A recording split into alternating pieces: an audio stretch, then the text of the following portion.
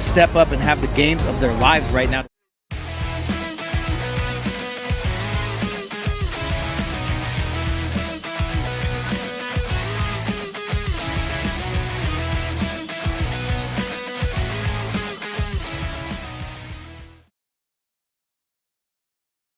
Go Sports Alive. I'm Matty Marshall.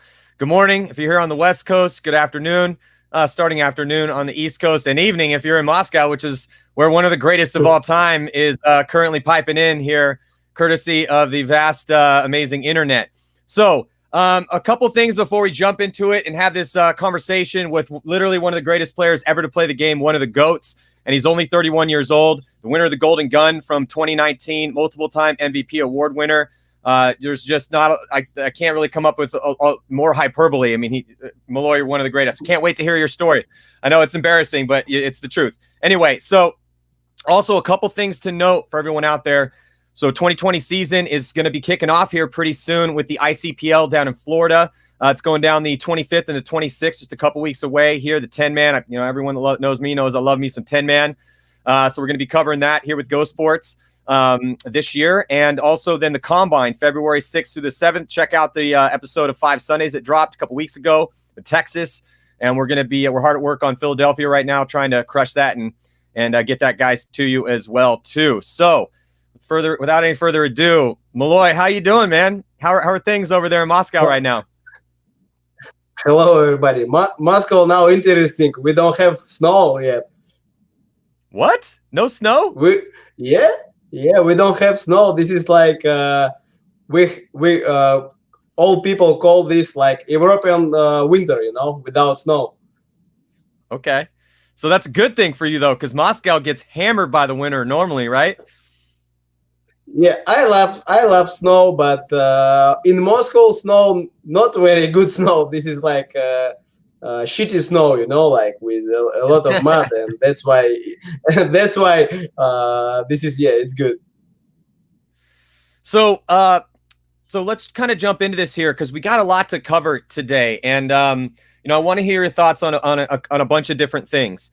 One, you have a really cool paintball story. You know, I love talking to guys that are at your level, the elites of the elites, guys that are at the top of the game winning MVPs, because what's interesting is that, you know, you didn't start that way. No one did. No one that's the greatest ever started the greatest. It took a lot of hard work, mental tenacity, and just that, you know, that stoic ability to maintain your focus, because in paintball you lose a lot more than you win.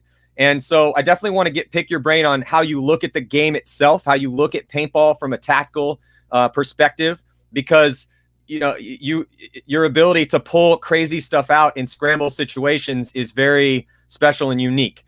Also want to talk to you about your team. You are staying with Russian Legion for 2020. There were some rumors that you were going to go to Impact, so want to talk about that. Want to talk about your thoughts on the other top teams. So let's kind of just jump in, Malloy, and talk about the rumors of you going to Impact. So my phone was getting blown up around Christmas. And everyone was saying, dude, I think Impact is picking up Malloy. And I was like, oh my God, that would be huge for Impact if they could pull that off. And that would be a giant hit to the Russians. So how did that go down? Obviously, you're staying with the Russians, but in your own words, what happened, if anything?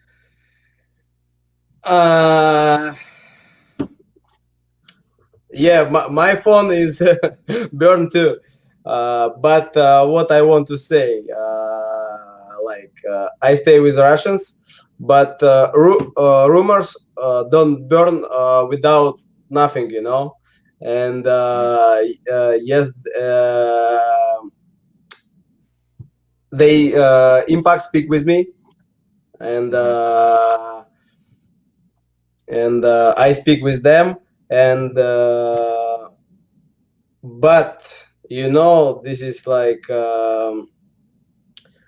I don't know how to say right. This is because I don't know. This is very, very hard to say. And I stay with Russians, and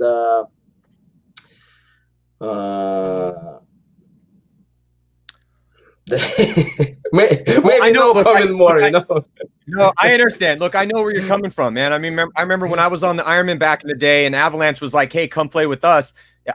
and get more money, it was it was a hard decision. It was like, well, do I stay with my guys and fight the fight we've been fighting and try to maintain that cohesive unit?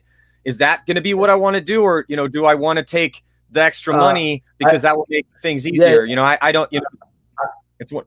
Yeah, I just want explain one thing, because a lot of guys, like a lot of people, when hear this rumor, yeah, they start start asking me, and first question, oh, this is more money, this is a lot of money, and I want to say for future, yeah, this is me, not like going where a lot of money or something, yeah, and for I think for all players who want something change, yeah, or I think they don't go. Okay, somebody go for money, yeah, but I just want remind you, like my real story, yeah, what happened with me.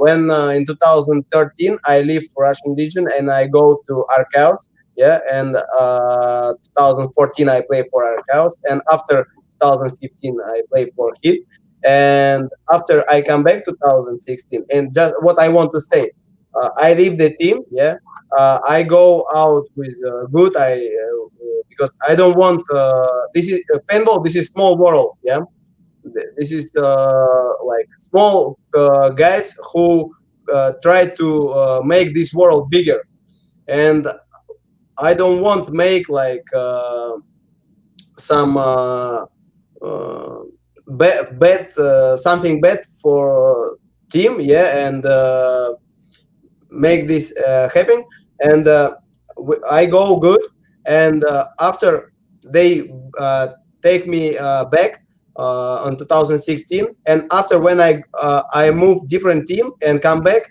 I start playing better, like I go watching how play like on different club like Arkaus. Yeah, this is insane. We training in Moscow, but this is little bit different story inside team. Yeah, how we training and what we do, and same like about when in Houston. This is US team, and this is different view how US guys watching and how to starting to ready to season, to tournaments, and maybe this is help for me open some eyes, yeah, and my paintball game starting growing up, just that's why, and that's why I want to say to people, yeah, who watching speaker go to Impact, yeah, like Rosati go to back New York, yeah. I just want to say these people, these guys not just go like or just for money or something. I hope they go for something different, and after when they back, they starting grow up because they understood. Maybe they make uh, how you say, maybe they make mistake or something like that. Yeah. No, that's a really good point, because if you look historically, first of all, I definitely agree.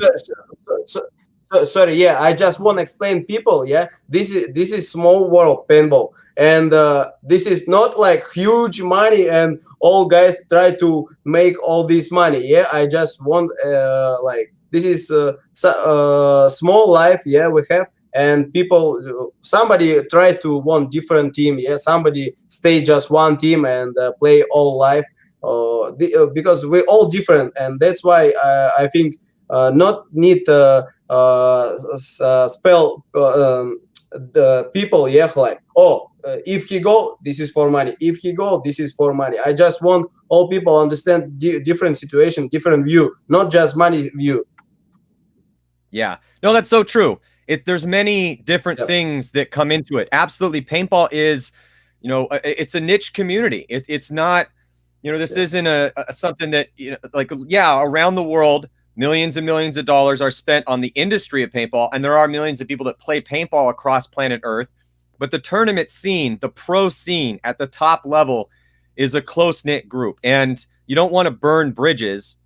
Even if I always say to guys, I'm like, look, if that money is going to change your life, and you want to live that dream, or you wanted to play for that team, that was, because there's the story, the own story, because look, I'm done with my playing career. That ship sailed long ago. So all that you're left with, because you're not going to make millions of dollars. Yeah, sure. You make, if you're one of the best, you may make a living for a couple years playing it, but but what you do have at the end, other than maybe a little bit of money if you are at the top of the game, and a way to travel around the world for free and meet tons of cool people everywhere and get that rich life experience. But that's what you have. You have that story, the story of your losses, the story of your wins, your struggles, your friendships and the camaraderie. And so that's a potent thing. So that is a good thing. And I totally agree with you that you got better when you came back from Art Chaos to Heat, and then when you went on the Russians, because you were always good. You were always one of the great guys out there at the time, but you didn't become like one of the greatest of all time until you came back to the Russians. When you came back, how you started looking at the game, your ability to really open up games in those scrambles when it's 3-on-3 and the game's on the line. That 9-second point you scored this year, right now I'm finishing up Philadelphia voiceover for the 5 Sundays, and in the finals, your ability to run through with 45 seconds left in that final against X Factor kept you guys in the game. So, and I could go down the list with you on this year after year that since you came back to the Russians. So, and then if you look at like Archie Montemayor, he was always one of the best players on X Factor, and he went over to Dynasty. And then when he went back to X Factor, to come back to his home group of guys, the guys he grew up playing with, and he really then also became one of the greatest. And Oliver, it's a kind of a different story there because he went back and forth a little bit, but you could just repeat this story. A lot of these top guys, this is a situation. So I definitely agree with you. So let me ask you this then. So when you came back to the Russians, how did is there a different way you started looking at the game? The tactics within those important moments, those important points, because you're. I think what helped me, this is because when I come back, they have a lot of young kids, and this is I start to help them. Yeah, not all guys. Yeah, because like I start play with Leo one side. Yeah, I start with Polakov and some French guys like Axel and Ava, and and we start. Yeah, very good guys. And same time when I come back, I start help them, and I think maybe this is help for me too. And this is like double, and we grow up, and grow up. And I just just start better. Well, let me ask you this then. So do you think that it's because you had to start taking your knowledge, the hard-earned knowledge that you got for years in the game, and then having to explain that to these younger guys sometimes? Do you think that helped maybe crystallize or, solidify in your mind? Yeah, you're right. I think, yes. This is like maybe crystallize. Yeah, like make crystal, yeah? You talk about this, and maybe when I try to explain young guys, maybe something like something new coming, and something new way, or how you see field on this layout specific. And after this, we like conversation. Yeah, we start more conversation about field, about strategy, and after that we try more and try more practice about our conversation, what we decide before, and after I think this is double and grow up for us. Yeah. So I kind of want to jump in here. I got, other stories. I want to hear about how you came up in the game, but since we are talking about these younger players on Russian Legion right now, I would like to get your thoughts on some of those guys, because again, if you are stumbling across this and you haven't seen high-level paintball, it's this fascinating gunfighting chess match where everyone has the ball at the same time. It's a very dynamic mindscape that happens to you and you have to focus. You're shooting at people. People are shooting at you. It's crazy. So the mental processing speed has to be there. And one of the things that I've noticed in your younger players, one, they're incredibly aggressive. That's the Russian style. You guys pride yourself on that, how aggressive you play. And it's really fun to watch you guys play because you do play so aggressive. You very seldom try to hold points back, even when you're up on points. But I just kind of like, let's kind of go down the list and talk about some of these younger players because, especially Pasha, Pavel Karslev, and then Leo Smotrov, your first attackers on the D side and on the Snake side. But those guys have been training with you guys for a long time. Now, Karslev's 27. I'd also like to state you're only 31. You have a lot of time left in this game. So that's kind of cool that you've gotten to this point in your career, and you're only 31 years old. So I mean, so let's start with Pasha. Let's start with Karslev because he's 27. He's been training with you guys for like 10 years, right? Yeah, he's same guy. His heart coming to Russian Legion, and Russian Legion burn his heart because he start training not same time when but he start training a long time ago with Russians, and after he person before he love something new, like tectonic dance, or something. If something new happen, he want to try this one, and I think this is unfocus him on when he young. Now he good about he more focused. He more focused, he more stable about this, and he maybe a little bit oldest. That's why like little bit stay, and now he more for team, more for practice, and more for focus on his game, and he I don't know how you call shower. When you go shower, how you this one? You scrub? No, you scrub. Like no, not the scrub. This is puffy, like puffy. Oh, a loofah. Yeah, that's what we call it over here. Loofah. Yeah, loofah, and loofah take a lot of water. Yeah.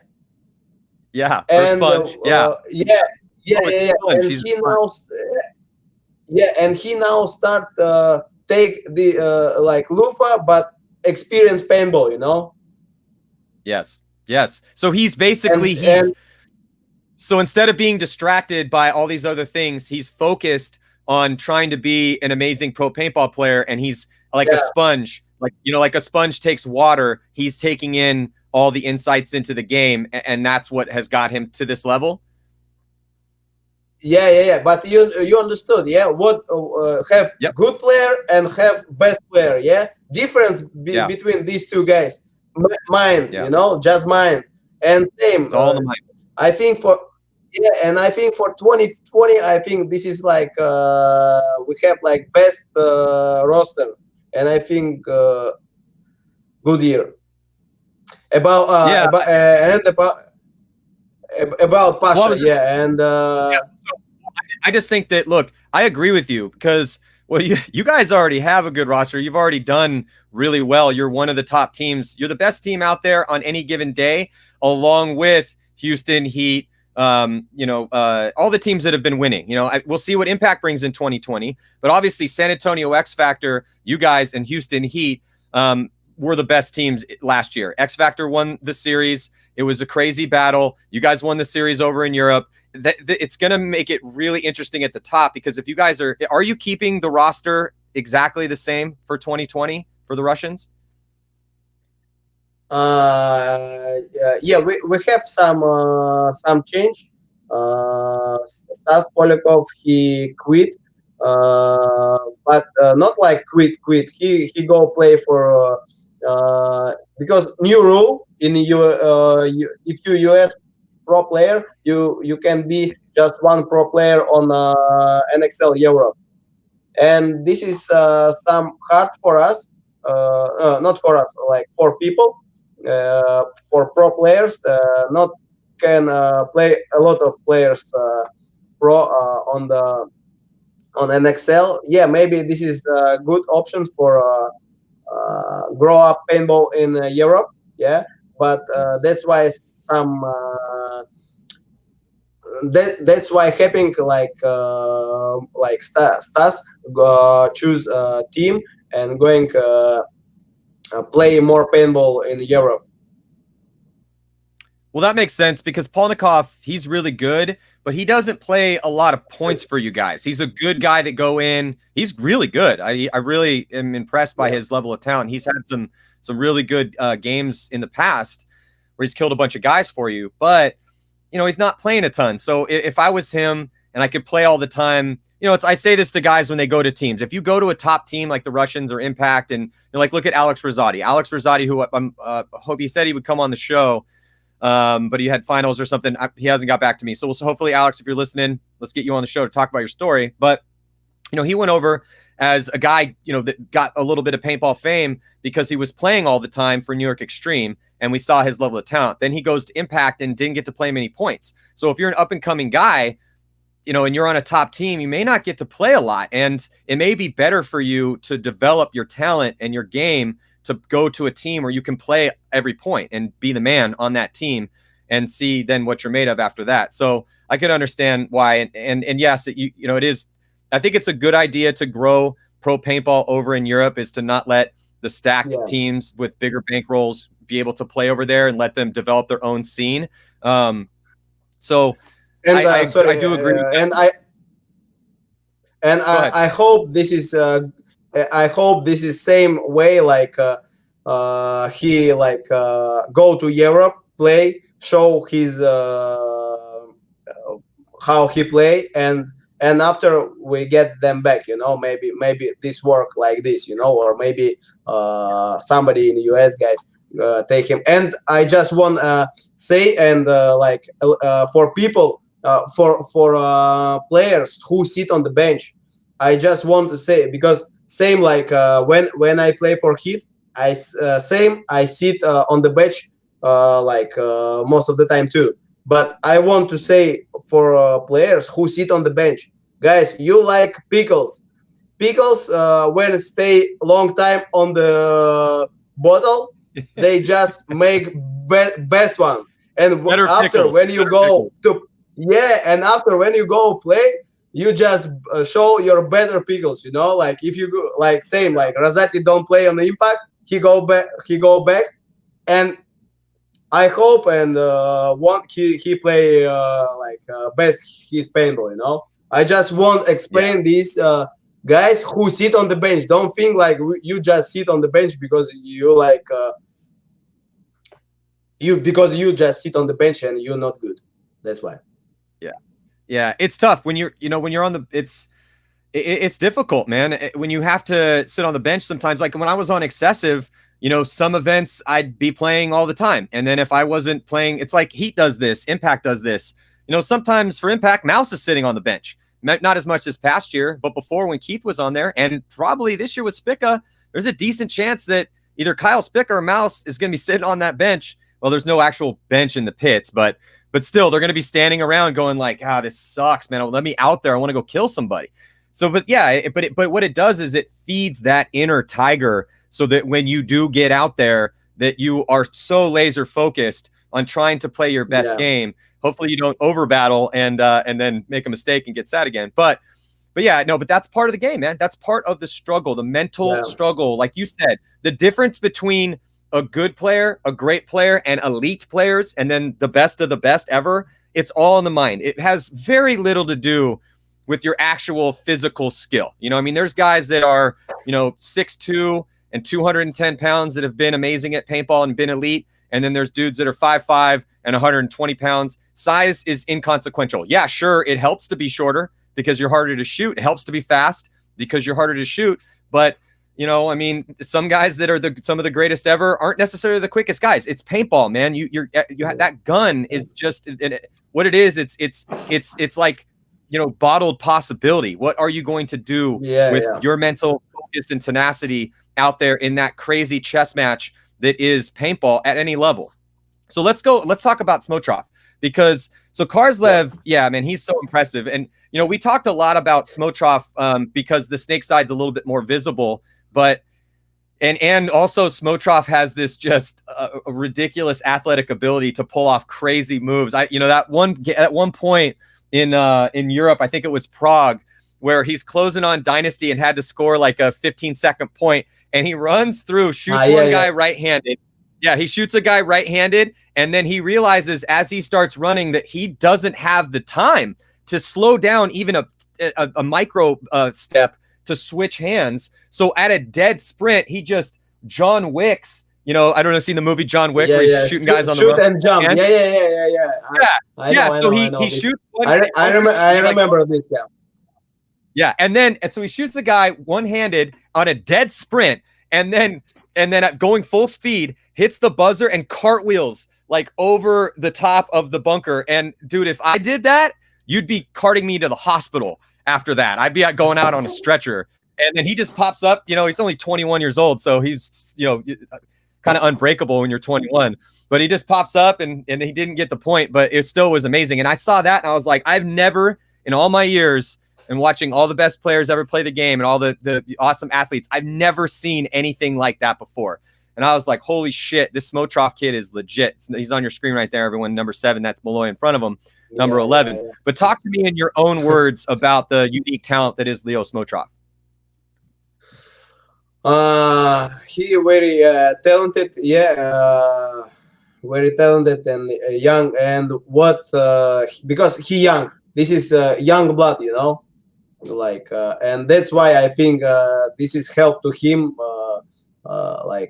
He first, this is young blood. Second, potential, and third, I think like he know who he's are, you know, and I think that's why he make this what he make now, you know. We work a lot. Together we have always conversation how to make. Sometimes he say me some crazy move. Oh, maybe we go like this, and I say, bro, please. I know you want this, but this doesn't work. Just trust me. No, if you want, we can play this one. We can. This is not big deal, but just trust me. This doesn't work on this situation, you know. And I think that's why this is. I think that's why this is good. Like tandem, like duo, you know. Like we speak with him and conversation about. Some stuff about on snake side, and he very talented, but he have some problem. If he don't want to play, he don't want to play, you know. But if he start to play, he play good, very nice. Yeah, he's 21 years old, man. I mean, it's but and that's why I give. And that's why I give for him I call this sale. Yeah, that's why I give him sale, because 21 years. This is same what me on 21. If one guy tell me, hey, don't do this, and I say maybe I do what I want, and then just close your mouth, and that's all. And that's why I understood him too, and we enjoy. Well, it is fascinating because.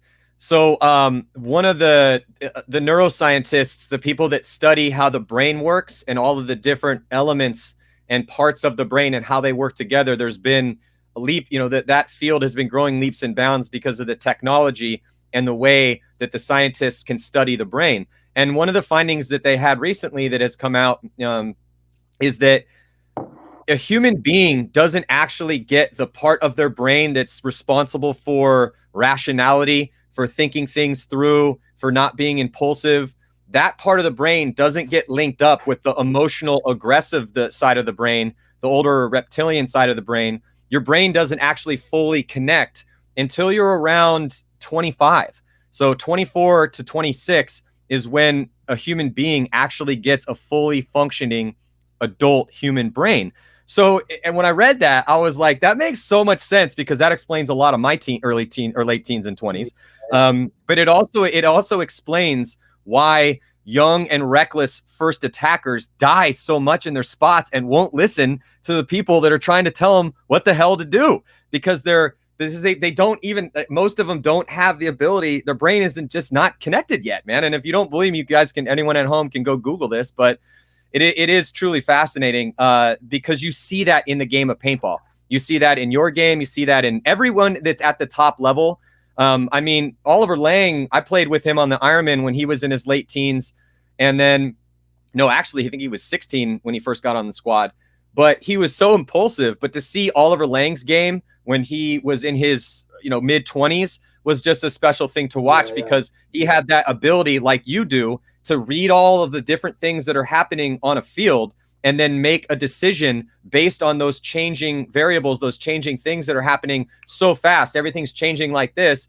But because of his experience and the fact that he could control his impulse to try to make a rash, reckless move that he probably would get shot doing, and having that quick to sit, that split second conversation with himself before you make that move. Because as anyone that plays paintball know, when you see a move, you want to try to take advantage of it as quick as possible. But there is a microsecond of a beat in your head, of a stop, where you think, is this the right move to make? Or is this not the right move to make? Nah, I'm going to make this move. Or no, I'm going to stop and hold this lane instead, because I think that guy's going to try to come across, maybe give me a free kill. But so the fact that Smotroff is as good as he is, and he's only 21, is pretty cool. Now, and also explaining when you're breaking Karslev down, that also makes sense too, why now at 27, he's reaching, I don't think he's even reached his peak yet. I think Karslev still has room to get better, as good as he is, which is scary for the rest of the league, good for the Russians. But I really feel like I feel he can play even better. Smotrov, definitely, he can also play better, because as he ages and gets more experience and all this experience, I mean, I don't like to say this often, but we'll see. Smotrov could be one of the best first attackers ever. I don't want to blow up Smotrov's head and get, so all of a sudden you're going to have to get his goggles like, hey, Smotrov, I got your goggles. don't need. Here you go, dude. Because your head's so big, and then all of a sudden he comes in 2021. He's like, yeah, so to play for you guys next year, I'm going to need $100,000. It's just like, I don't want to pump him up too much, but I got to call it like I see it. That's my job. And that's what I'm seeing out there. I really truly feel that if he keeps his head screwed on straight and listens and learns, I really truly think that Smotrov could be one of the best first attackers ever. We're actually going to, I talked to Leo. I think he's going to be coming on the show here in a little bit. Hopefully next month or so, we're going to get Leo Smotrov on the show. His English is getting really good too. So, he's hanging out with all the Belgians over at Breakout Spa. Having we play both in German league, and this is called GPL, and he played for Belgium team Breakout Spa. I play for Merckx, and he speak a lot of guys with English, and that's why I grow up. But I want to explain all about Karslev, Pasha, and Leo Smodrov. We all Russian Legion guys, like all old machines, like Vasily Pantelyev, like Sergey Solnishkov, like Dan Golev. We all work with young kids, and we all work together, and that's why, not just because like Pasha now, like all this, that's why he start to play better. We all start to work, we all focus on the game, and that's why we all like one team, one unit, and we help each other like about our game. We not like how to say, we're not upset to each other, like, oh, if somebody say, hey bro, you need to play on your spot better, we're not upset about this, because like everybody understood this is like your job, and you need to make your job, and that, and I think we grow up on this part of our team, because before, if somebody say to guy, hey bro, you need to try to play better on your position, and maybe this guy upset, like, and think, hey, what do you, why you say about like this, like I'm super. And I think that's why we like grow up on this part, and grow up on paintball, like Russian Legion Yeah, no, team, that yeah, can we talk about that real quick? Because I feel that there's a lot of mystery surrounding the Russian Legion program. You know, we always joke that there's some, that you guys you're in your dungeon. Ivan Drago, Just, I must break you. yeah, yeah, exactly, yeah. Like the scientists are just Like pumping you guys full of drugs. push of shots, you know. Yeah, yeah. They're just like, you got like some scientists sitting over there with their clipboard, being like, no, that is not good enough. Do better, like, and so my Russian accent's terrible. I do accents, my accent's No, terrible. you're good, you're good. But thank you, bro. My English accent very bad.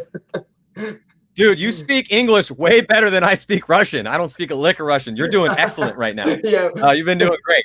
But that's the, there's like mystery surrounding it. We think there are these scientists with clipboards, sitting there, and then you go, and then you're in your dungeons and then the coach is standing there over like this, with the bullwhip, making sure you guys do it. But so what is practice like for you guys? And then how do you speak to each other? Because if you go watch a Dynasty practice, or you watch an Impact practice, or you watch an X Factor practice, or an AC Dallas practice, there's a decent amount of arguing going on.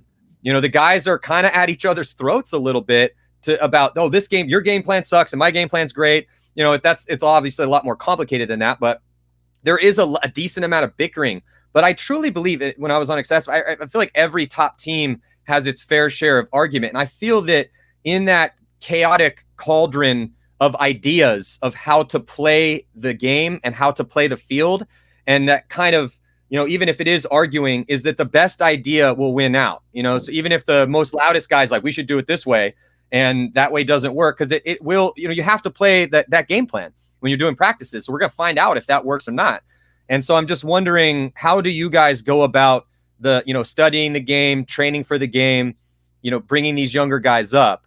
Describe the process for me. About in Moscow, yeah, we practice fitness, yeah, and we practice paintball, some exercise like standard exercise, like play on the bunker, yeah, like attack, or play in equal squads, play down body, play up body, and something like that. When we come to US, we play. We first time see field, because we don't have now on winter time, yeah, and we don't have true. And when we come to US, when field ready, we don't have field yet.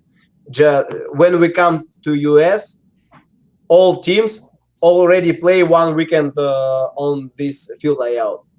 And when we come, first we have some games for sure, each other, and after on the weekend we have practice against teams, and over there we try to make some strategy. Yeah, not like strategy. I saw no, we just try to listen all, but how this happen. Our mentality work like this. First day maybe we have beat a lot. The team, opposite team, beat us a lot, and we don't speak each other. And on the evening we start to conversation very hard, like, hey, what the fuck are you doing? No, what you doing? Why you don't live here? Why you don't live here? And I think when I come back on 16, and now this is like we grow up on this way, and now we're more opening for conversation, and more opening for strategy. But one more thing, yeah, if all people and all players say, "Oh, I saw this, I saw this, I saw this," need for sure one guy, yeah, maybe a leader or coach or doesn't matter who say, "Bro, this is doesn't work. This is work, and we use this," and that's why need be like persons like this, because because every time like if we come to field and new field, yeah, and somebody asks, "Oh, okay, guys, what we play? Okay, maybe you make strategy," and the Rita guys say, "Ah, okay, let's go attack snake side." you know, this is Yeah. work sometimes. yeah, yeah, this is work sometimes, and you watching this. Hey, bro, if you in on Darita, maybe attack Darita side or and snake side guys say how they attack. No, why this is work like this? And Yeah. this is have some conversation too, and I back for how we practice, yeah, and before and next day practice like Sunday or maybe first half on Saturday when we have practice. Each player like make his strategy, and after end of the day we speak how what strategy good, what play, what not play, and after we just have a lot of strategy like field, yeah, and after we just cut bet and saw what best for us, and make maybe like 4 or 5 best strategy, and that's all. So let me ask you this question. Um, I played against the Russians back when the Russians were first a team. I remember, your owner, Sergey, and a lot of the guys that he had around him, and they were, really, it was a cool story. It was like, we didn't know who these guys were. Yeah. Half of the time they got that, they got that stone cold face, and they're sitting there smoking cigarettes afterwards. And they were just, but it was that stoicism, that just, the stone faced ability to endure struggle. And they would talk to us if they could, but you guys now seem to be kind of having a little more fun. I know you're doing well, but is that something that's kind of conscious, something you guys are trying to do? Like, hey, let's work hard. Let's make sure we have our discussions. Let's do everything we got to do, but let's also try to have a good time, because it seems like you guys are a little more lighthearted now. A little bit more I think joking, a little bit. I think no, we joke every time. I know like everybody think like Russians, this is every time like just go on the field, make your job, and that's all, just this, and if you lose, everybody go to jail. No. Yeah, like we've let your family out because you got a 4-pack. They were in the dungeon and they're now released, so you're good. Yeah.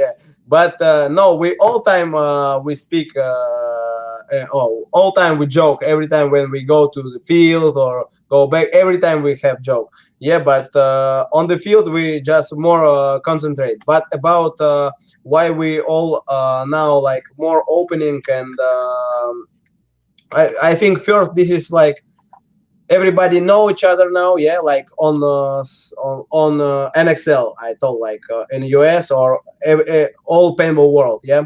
And if you go with face like this is not good, and need be open for people, yeah. Yeah. Yeah, and second, I think like you teach us, I tell you, this is like US guys, yeah, teach us like this is like, and this is enjoy, this is like good timing for paintball, for speak with people, yeah, and something like that, and that's why I think this is work like this now. Yeah, it's cool to see. And then just last question about the team before, guys, I want to get your thoughts Yep. on. No, all good, all good. I have. You can put a lot of. Right on. So you have, I feel like a bit, we talk a lot about, look, the first attackers, the ones on the D side and the snake side, as we always say, because it's as true as that the sky is blue, but they set the tempo and the pace for what happens in a paintball point. Because if you lose your first guy, if you lose Smotroff, you have to now you have to change whatever it was that you were going to do. Same with whoever's playing with Karslev over on the D side. So we end up talking a lot about those guys that are making the flamboyant moves. But I really truly feel that one of the reasons that you guys are so successful right now, and we're in the running for the series title, won the series title over in Europe, and you're back at the top, is because your game has gotten so good. Kirill has been battling through injuries, but he's still elite. You got Sergey back. Golev has got in there and shot some bodies off the break. And then you obviously you have some guys coming off the bench. Cozy Rev, Polnikov's not going to be there in 2020. But the depth, so you have depth. Depth is huge and important. You need guys that, because a lot of you guys run your starting line into the ground sometimes. And so it's tough to play point after point after point. And if you're playing tons of, you guys play a lot of points. If you look at the Russian Legion games versus, say, AC Dallas total points, which I have in my notes somewhere, but you guys play a lot of points. We have a lot of points. Yeah. So it's good to have, so you have depth. You have, but I wanted to highlight and have you talk about those veterans, because I really truly feel that the veterans are also a huge point or a huge reason why you guys are so successful. Yeah. Yes, you have these ones that are really talented and they're aggressive and they're doing great for you guys, but without you, without Kirill, Golev, it doesn't work. It doesn't matter. So I just wanted to talk about that. And that's why I want to say, like, now we have like best combo, because like best combo, what I mean, this is like we have two attackers, like everybody understood, like if Leo come, maybe he go 50 snake or maybe he go somewhere, and that's why everybody focus on this way. Same when Pasha come, this is everybody focus on D side. But we have good closers the match, like closer. I mean, like this is not like quarterback, but closer match, like semi-attacker guy. This is like Sergey, but he not like more closer. He more like he more same like push guy. With Pasha, and then and Kirill, this is a closer game, and and me, and that's why this is best combo. We have good attack and we have good closer, and we have good shooters, and about we have like. Good closer, same like, but he now on attack side, Vasily Pantilev, he now like he old, he's great. But he old Russian machine, like he work and work, and and this is good. This is good for us. He know ton about paintball, and he help us a lot too, and all our closers help to attackers, and that's why I think we have good last year, and I hope we have good on the future here, 2020.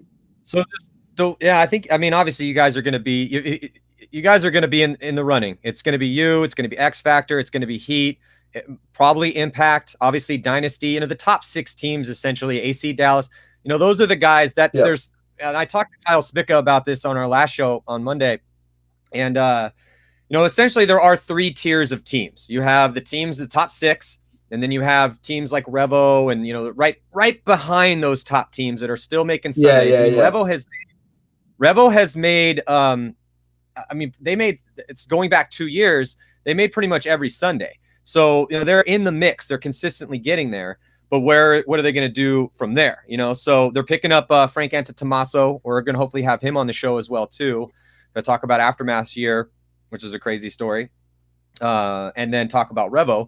But so you have the middle tier teams, the Infamouses, the Ironmen, those teams that are making it to Sunday. I mean, sometimes they'll get deep. Uprising is going to be an interesting story for 2020. But what I've really, obviously we could talk a whole nother hour about what differentiates these teams. But I loved how when we were talking about what you guys do when you train, the fact that you don't have an actual paintball field to play at during the winter and you have to play reball is crazy.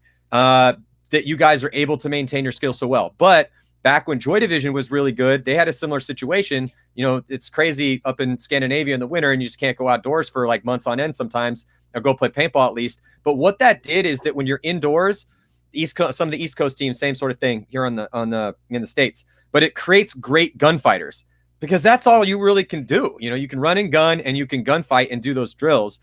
But I loved how you talked about those drills where you set up, all right, we have to close this point, we have to close it fast, or we need to defend from the other team that's trying to attack, or it's a 3-on-3, let's run that drill, or 2-on-3. We call those here in the States situational awareness drills. And I got a chance to go see Rich Telford, and Rich and I were talking about what it's frustrating with, you know, with some of these lower level teams, whether it be pros or divisionals, whatever, but they don't do enough situational awareness drills. They'll go play points. And if you go just play points, you're hoping that you get put into those situations so you can learn that lesson. Why not just put yourself in that situation? I know it's not as fun to play points, or it's more fun to play points. It's not as fun to do drills, but if you want to be elite one day, if you want to win tournaments, you need to have those lessons, those moments where it's a 3-on-3, there's 45 seconds left, and you got to find a way to crack through that line because that's what you excel at. You're like one of the best ever at that. And so I was just wondering, what is going on in your mind when you're in a situation like that? You know, we've seen you do crazy moves before where you're on the D side and it didn't even look like you checked off on the snake side. You just ran all the way over there, but you lived and then you shot the guy and you win the point. We're like, how does he keep doing this? We named a move after you. It's called the Malloy. You know, another team will be playing, and if a guy makes one of those moves, we're like, oh, he Malloyed his way. It's like you become a verb. You know, he Malloyed his way over to the other side of the field. Or that one point, I can't remember who was, I think it may have been Golev, but you run out of your spot because your gun's not working. You run into the bunker with him, literally just steal his gun out of his hand, and then run back to another spot. And it was just crazy. So what's going on in your mind in those moments, seeing as how you're the best in the business, or one of the best on your best day, and, you know, one of the top 5 ever at it. So what actually is happening in your mind in those moments? This is not like something somebody push button, and something help, because this is just because I want to much as possible what I can bring to my team, and I try to make this happen, and about this what you remind move when I have gun, this is not Golev, this is Tava, French Tava, his gun doesn't work, and Colombo, not gun, Colombo, but not gun, his hopper doesn't work, and I understood if he on back bunker, and what he can do without gun, like nothing. Me, I am semi-attacker. I have attacker in front of me, but not on the snake. And I think, why he without gun? Maybe I try get his gun and try go to the snake, and maybe attention on me, and opposite team, focus on snake side, and doesn't matter I make snake or not make snake, but attention come to snake, and he can make some move, and just after that, but I make snake and scroll, and all people watching snake side, and guys make some bumps on this side on the middle, and we won point. And same about the difference when I just want all players, who start play, who play like more free your mind about not just talk on just your job. You know, you need understood what happening on the try to understood what happening on all field. I know this is very hard, and I know this is but this is not always, this is some points, because some points when you lose, and you need just more attention on just your side, and don't watch different sites because maybe you don't have time or something. Yeah, but when you have time, when you have mm, uh, pots, when you have the points, maybe you lead, yeah, and you need be more relaxed and try to bring your team as much as possible. And yeah, maybe you make move, and but you not kill anybody, but you make move, and and all watching you and your team win with that, you know. No, that does make Like, sense. But it's crazy that that story of you taking the gun, that's even crazier because we all thought watching it that your gun wasn't working and that you were like, hey, no, no. man, I'm going to go up there and kill a bunch of guys. So I'm going to need your gun real quick. Let me borrow this. Give me it. And then ran in and then did your thing.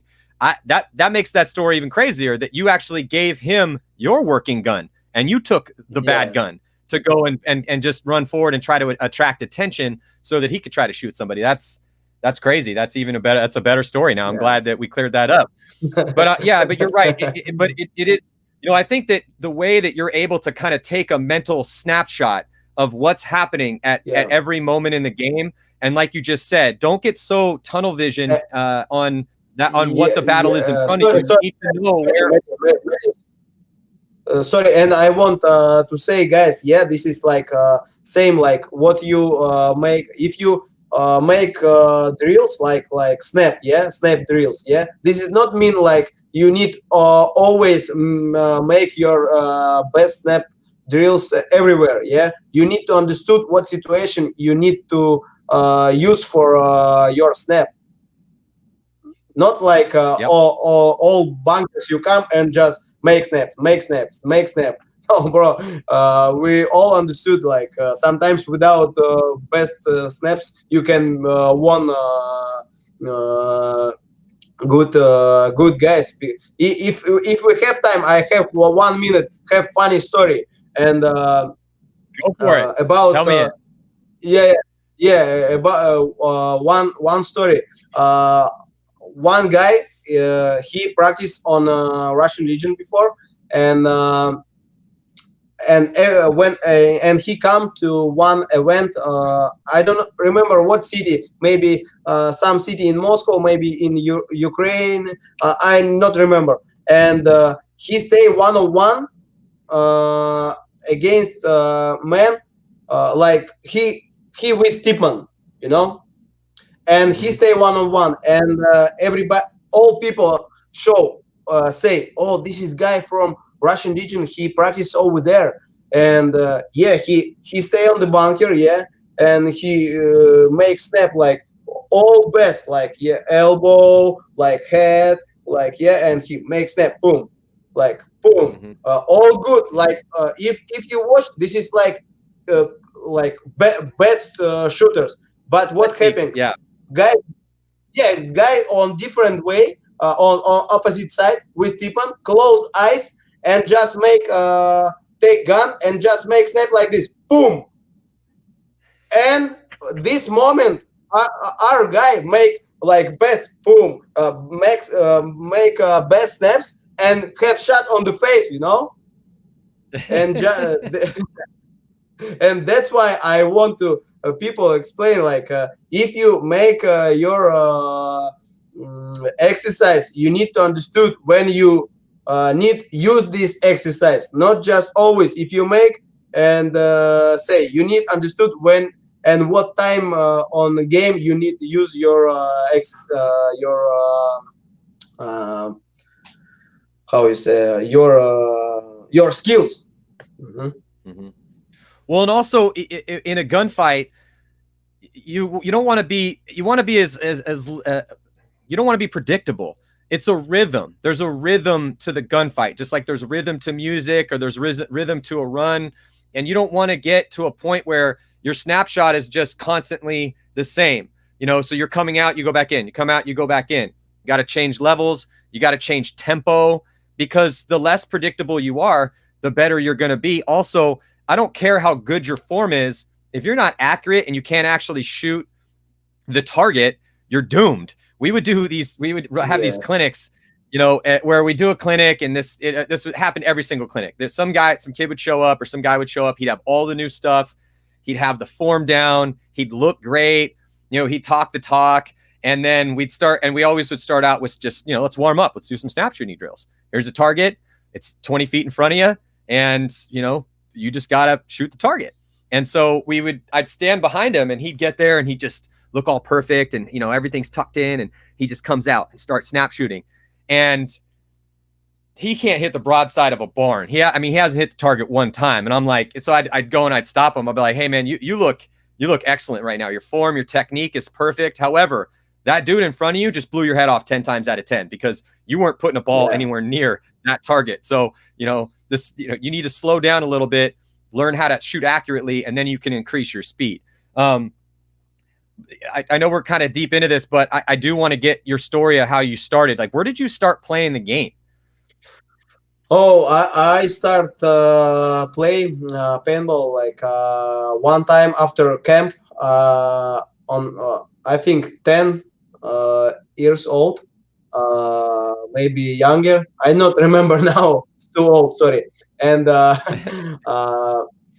I come after camp, and my father already tried to play paintball in forest, and he tell me, "Oh, I tried to play paintball. Let's go next time with me." And we start play on the forest, like with grenade, like with Tipman or Mirage. I don't know. You have gun like this Mirage. This is old, and after.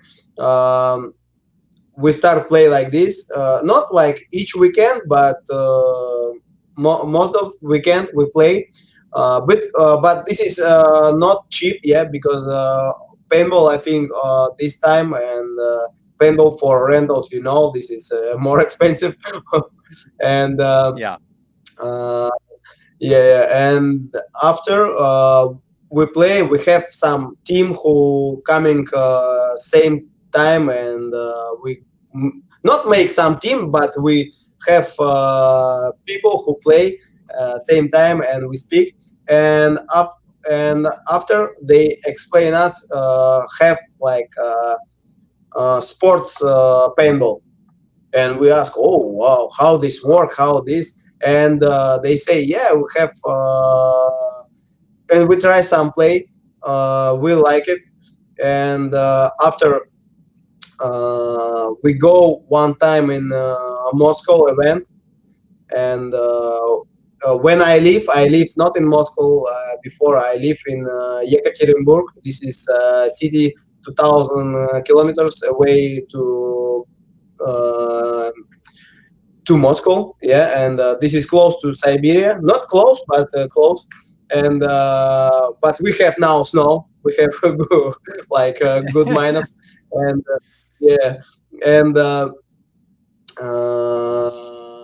and after we go to Moscow, we watch how this big paintball, and we go once, and after some couple, maybe half a year, we go another one, and I play for a young team, but this is not young team. This is like second team, or when my father play, he play on first, not division. He play first squad. I play second, and same time they have like tryouts for Russian Legion, and one coach, Peter Alexandrovich. This is old guy, like who make for us like snap drills. He quality for snap, and he come to me and say, hey, he and Tarando Alex, and they say we can give you without tryouts to Russian Legion camp, like this, because they try to take young blood for team, and they say, hey, you want. How old when you got when I come to Moscow and switch my school, and I come to like 14. Wow. Yeah, 14, and after that, I think I just training without going with the Russian Legion squad. I training maybe 3 or 4 years, and just after that, I come to play to tournament. It's just I just three or yeah. four, yeah, 3 4 years. I just indoor and outside field training and some school. Just after that, I come to squad. That's crazy, man. What an interesting Yeah, story. this is yeah, and this is not relaxed like bro, you 4 years just sit down, go school and some go training. No, this is always for me like because uh, I go school and after like last we have like not fitness exam like fitness lessons, and I don't go over there because they know I practice with team, and they give me chance, yeah, you can go, but you need to going for us like if school going to some competition on on sport, you go with us. And I say yeah, for sure. And sometimes after my lessons I just run to subway and go different way to Russian Legion camp and practice. No, this is not hard. No, this is not easy. How this looks, if I, It doesn't yeah, sound easy to me. I know. Look, I've heard yeah, enough stories, and I almost if in a different world I may have played on the Russian Legion, because when we started Excessive, and I was on the Ironman, and we started Excessive, and we were teaching these clinics in Mallorca, and Sergey, your owner, flew out to Mallorca to scout talent at our clinic, and he came up to me and he offered me a deal to move to Moscow and play for the Russian Legion. And if I wasn't from yeah. San Diego and already had a deal that was pretty, like that I at least can make a living on, barely, but I didn't need much, just Yeah, living at the beach. uh, But he but it, good guy. He had no, go ahead. Sorry.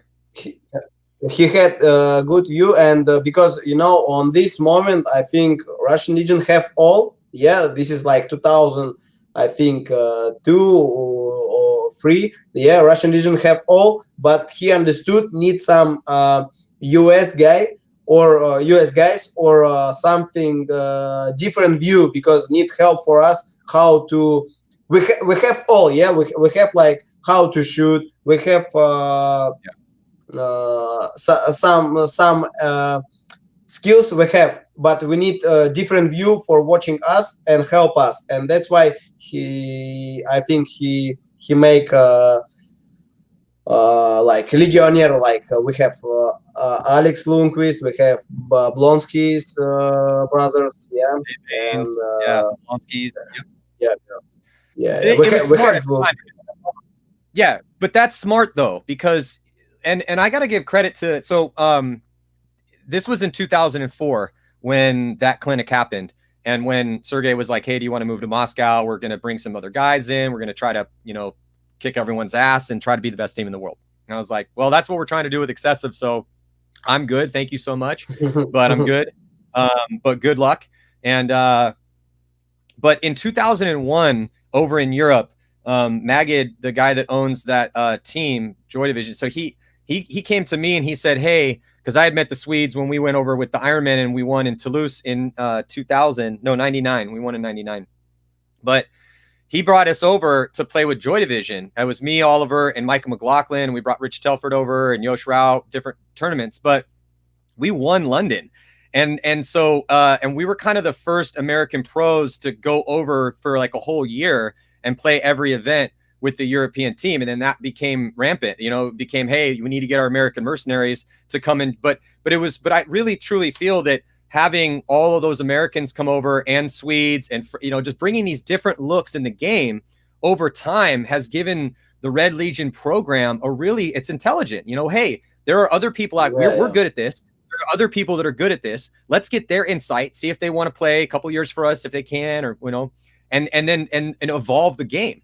And so that's why the Russian Legion was one of those franchises that evolved paintball, how it's played, how you treat a program, who you bring in, how you deal with talent. It's a really cool story. And the fact that you had to go in there and go into the lion pit with all those older guys when you were a teenager, it breeds toughness. And the Russians have always been a very tough team. It's like you can shoot, you guys can get shot 10, 12 times and you're not, you take it like men. No one really, not that women can't get shot a lot too and be tough, or just you're tough. And so that's but knowing and talking to the guys and how the training is over there, it breeds toughness. Before we kind of close out, I just want to throw names at you for teams. And you just give me your thoughts on that team. I want to get your thoughts on the top level teams for the year. Mm-hmm. Let's start with San Antonio X Factor. Obviously, battles with them. You've battled them quite a bit. And they're going to be, obviously they're sitting at number 1 right now. You guys were so close. 3 points away from the series title. You guys finished with 883 and they finished with 886. Yeah. That's about as close as it gets. So what are your thoughts on X Factor here in 2020? They have good year 2019. Yeah. Like they very good. They find like them game. But I hear a lot of maybe I help this what I say, yeah. But what happened? I hear a lot of information like same to me. They say to me like, "Hey, why you me play all points?" And I say, "This is not my decision. Why I play all points? Yeah." Because this is coach decision, not me. Say, hey, bro, I go play. Fuck all like, them, yeah. Hey, boy, you're up. Get your ass in there. You're like, okay, I'll go again. yeah. And I hear like Archie say like he play a lot, yeah. Like me, have a lot of points. Yeah, but this is sometimes work, but sometimes don't work. But what I watch, why they don't beat the Heat on semifinals? Yeah, they put back. They stay. They try use him like on different spots, like two different spots. Yeah, but what happened? He play just on his position and don't make so much for win. Like if you watch this game, semi-final game, yeah, maybe he not play much points like me. Maybe half. Yeah, maybe I play more points. I don't know. You play a lot of points. You play all the points. Yeah, I played. But I want to say like, yeah, maybe he reserve power for semi-final and final, but I don't watch this power on semi-final. This is just he stay on bunker and hold side, but everybody understood closer match. This is and okay, not closer match, guys. This is like quarterback. Don't make don't just stay with ball. Yeah, he need to make something happen, and that's why I think they lose this game. And if they change this one, I think maybe help them for 2020.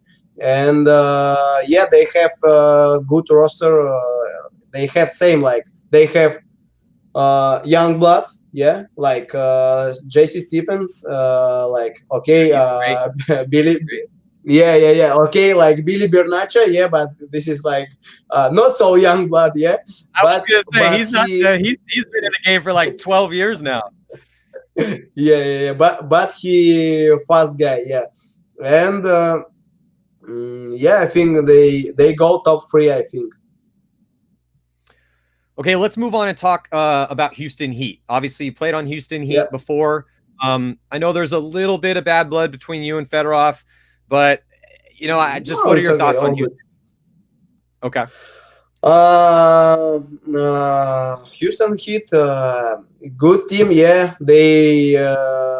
I don't know how say it's right. Say to they lucky won back to back like 2 World Cups. But if they won, this is a result. Yeah, and yeah, this is. I don't know how they. Stay on World Cup good performance like 2 years ago, and but they have some problem on the middle of year, I think, because like they start good on Vegas. Yeah, they make second place, but after they little bit go down. I don't know why. I because I don't. They practice. I know. Um, I don't know. I don't know why, but I think they go. um I think they go same like now. Like they have they go top three or no or top four. I think. So Heat went second, fourth, fifth. That's the dip you were talking about, and then a third, and then Yeah, obviously the big win at World Cup against you yeah, yeah, guys. yeah. So, but I, they're very consistent. They're consistent. They're getting to the semifinals. But when you're a team like Houston Heat, you know it's small things. When you're a top team, we're talking about little things that make drastic differences, huge yeah, differences with yeah, just yeah, little. yeah. Yeah. So This let's move depends. on to AC. What I want to say. Okay, okay. Oh, go, no, About Heat depend. yeah. Yeah, yeah. About Heat, this depends what field layouts come. If field layouts same like event where hard snake and something like that, yeah, like on World Cup, on before World Cup, on Vegas, I think they go top three too. But if different way, no, I think top four maybe. All right, let's move on to AC Dallas. What are your thoughts on AC Dallas? They took a fifth, a second, a AC, sixth, a second, and a fourth. yeah, AC Dallas. I tell in my interview Go Sport, but I think maybe Cena make this, maybe no. But what I want to say, Five they Sundays good. for the five. They Yeah, yeah, five yeah, Suns. yeah. Yeah, I don't know if I it'll think. make it in or not. So tell us Yeah, now. yeah, but it's okay. I repeat, yeah, this is not big deal. And if they very good guys. They play very good paintball, solid paintball. Uh, and maybe what I say, they help them, but what I don't like them, they play just standard bunkers, like everybody, if I go grandstands and watch his game, and I understood who go every point where, and maybe that's why they they stable. Yeah, this is good. They stable. They make like Sundays. They make sometimes. They make two times. No, yeah, two times they make finals on 2019, and yeah, this is stable. But now need something added for them, and maybe they start to grow. Yeah. They are incredibly consistent, but they have not won a tournament. I say it all the time because it's true. They're the best paintball team in Yeah, the world that's never won a professional paintball tournament, though they've made it to the finals a bunch of times now. I think they're going to come out really hungry, but I do agree with you that maybe they're still a little bit too predictable. I feel like they get knocked a little unfairly for not having aggression or that sixth gear. I feel like they've developed that. I think they have it there, but do you use it? You know, having aggressive guys I like Brad McCurley, Matt Jackson, and BJ Henningberg, but what are you going to do with them? Where are you going to put them? How are they going to play in those moments? I think it's there. They're I so think close. yeah.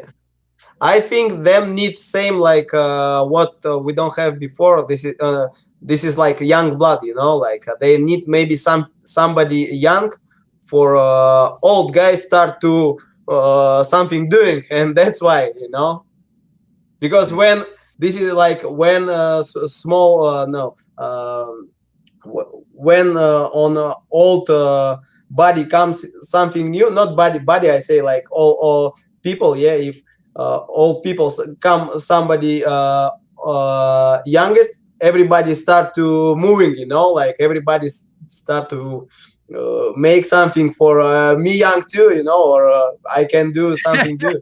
Yeah, And totally. yeah, yeah, yeah, Yeah. Well, it's like you got Smotroff running all over the damn place yeah, in front of you, and so you're like, all right, man, let's get after this. I can do this too. No problem. I'll go in front of you. You yeah, go yeah, first. yeah, Who yeah. cares? Yeah, no, for Yeah, and sure. that's why All right, yeah. Huh? no, sorry, go ahead. No, no, no. You say no, no, no, no, no. You say. Oh, I was gonna say, just so I don't keep you here and for all night and your wife gets mad at you, because I know you got a newborn No, baby. But let's move on to San Diego Dynasty. So the news broke yesterday, I believe, or maybe the day before, that yeah, Alex Dinarod Rodriguez, go. yeah, A-Rod's not going to be with Dynasty next year. He doesn't know where he's going to go here in the States. He will be playing in Europe with Ron Holt Blast. So, it's like, look, A-Rod he's an elite killer, one of the best of the best when he's on. On Dynasty the has, middle, yeah. everyone on their team, though, is an elite killer who's best of the best when they're on. So I think that it is a loss, of course. It's Alex Rodriguez. I think they're going to be okay without him. But, and they're picking up Mike Urena to give them a little bit more aggression. If Arturo can't get it done or something, it's good to have, like you said, it's good to have another guy there pushing a veteran, because Arturo is I think he's 33 or 34, and Mike Urena, I think, is 24. So it's good, like you just said, to pick, Dynasty basically did what you said AC Dallas maybe should do. Pick up another young kid or a young guy. I mean, Mike Urena is not a kid, he's a grown man, but yeah. Pick that guy up to put pressure on everyone else to keep them sharp. So what are your thoughts on Dynasty? Dynasty, I think this is if they have new blood.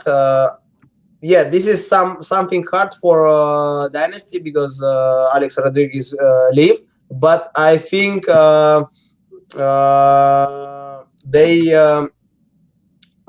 they play good next event, but this is same. This is depends on the field because Dynasty, some field they love, some field they don't love, and but now if they have young blood and they have like good veterans, like Ryan Greenspan, Blake Yarborough, like beast on this side too, and Harmon, Marcelo, like the, Tyler Harmon, Marcelo Margot, and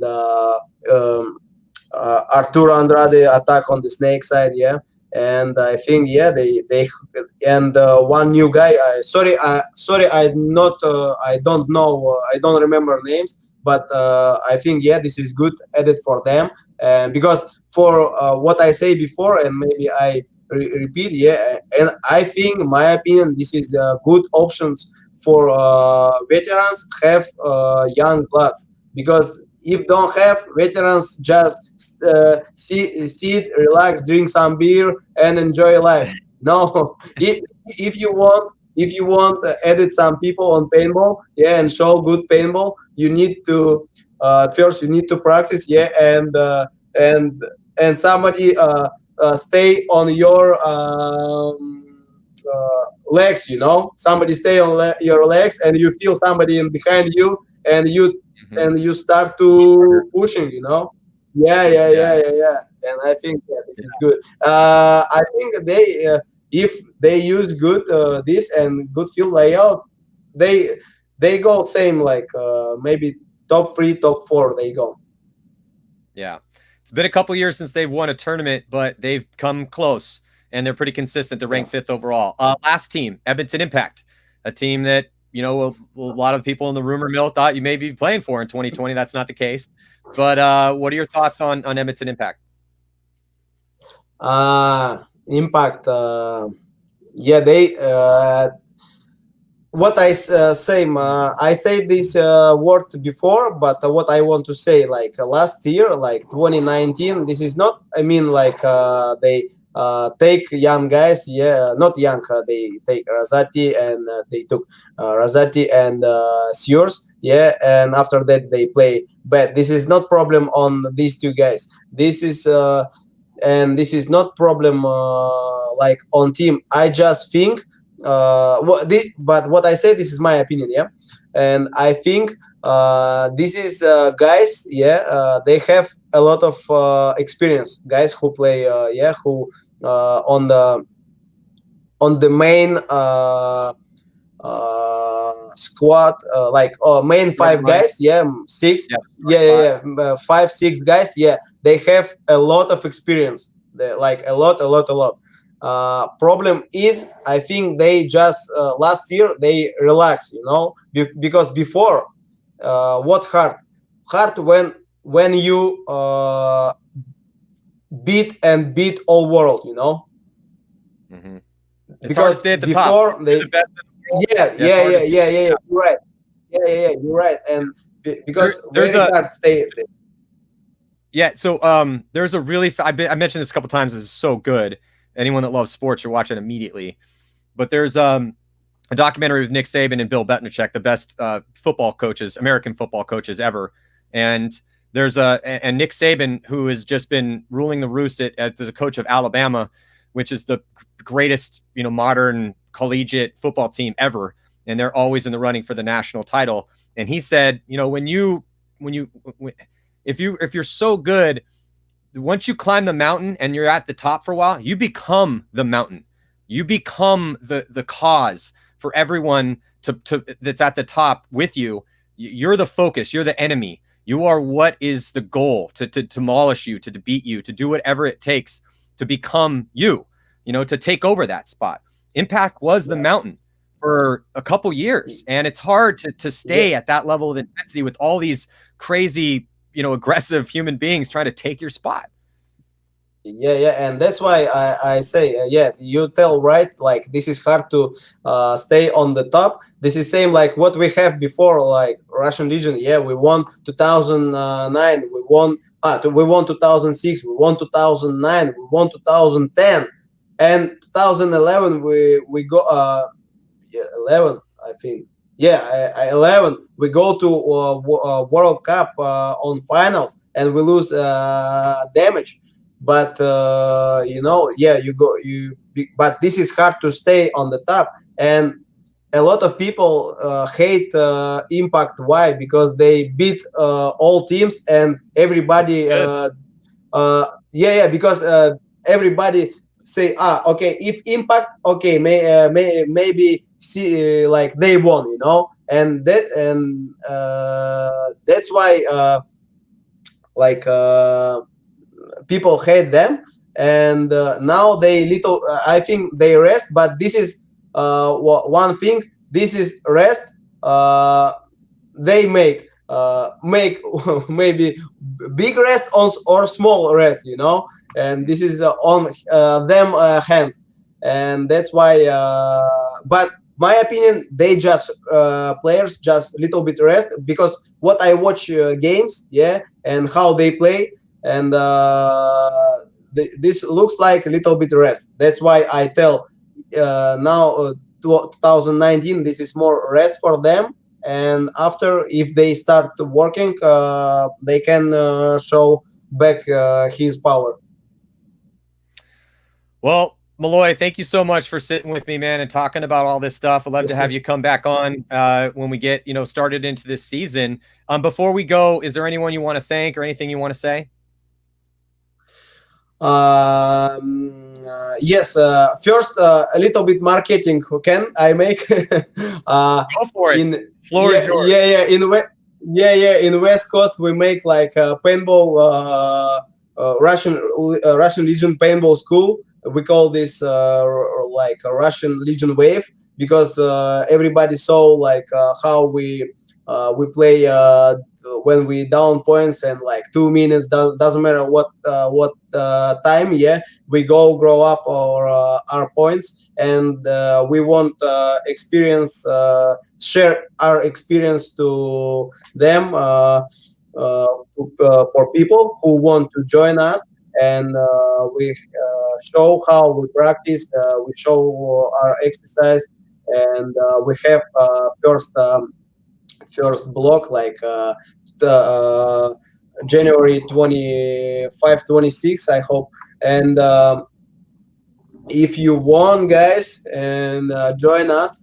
And yes, I want thanks Goldsport for you make good five Sundays. Yeah, you starting good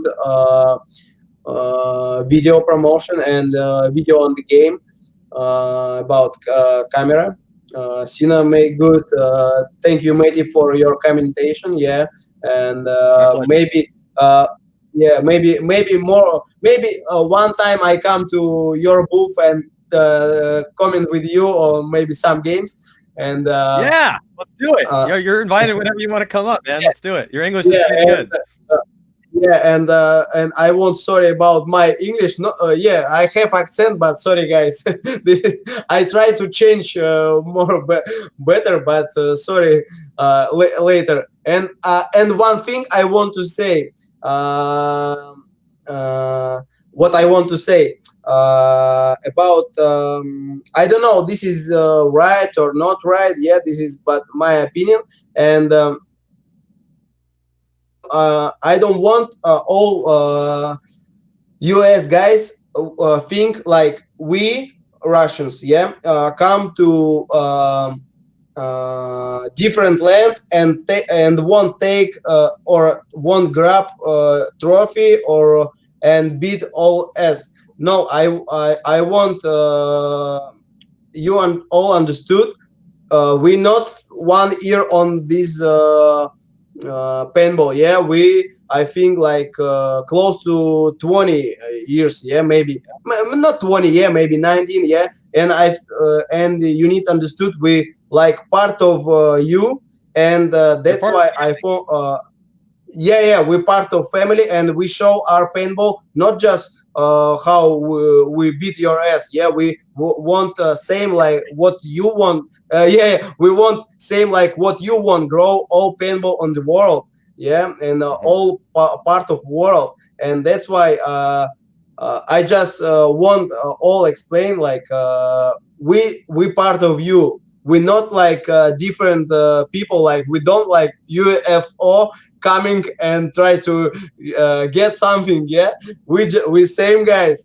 Yeah, we speak different language, but we a long time with you, and that's why I don't think like we UFO. We same with you, and maybe this is help for some. My word maybe help, maybe don't help, but I just want to we small world paintball, and we're all good. Absolutely. Look, you guys are totally part of the family, Yeah. man. It's been great getting to know you guys over the years, and everyone's, you know, again, we don't speak any Russian, so I thank you for learning English. And so we can all great. Yeah. I just want to explain like because you know some people when I come to Moscow, some people maybe you lose because referee don't like Russians. I say no, we good conversation. Yeah, we good guys referee. We don't say like hey fuck them or no. We all good. Yeah, we can. We all you all see we not fight or we not yeah we open for US guys, and just please we not like Russians on different land, we same like you. Yeah. Well, I think that there are a lot of guys. They they look at you guys like you're machines. Like you just stoic faces, and then But when you actually start getting to know you guys, and that's the best thing. I really truly think one of the best things about paintball, especially at the top level, when you get to start traveling, not just around the United States or around Europe, if you're playing over there, or South America or Asia, when you really start getting around, you realize that at the core, all human beings were essentially the same. We care about our families. We like to eat and drink. We like to have fun, and we need to communicate and talk about things. And so, dude, you guys are absolutely part of the family. Thank you for everything that you guys are doing. Everyone out there, definitely check out the new Russian Wave that is started with the school that they're going to be bringing to you guys.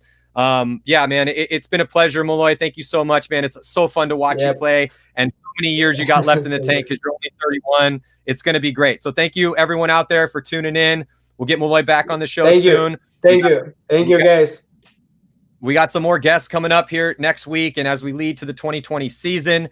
So I'm Matty Marshall. This was Go Sports Live, and I'll see you guys next week.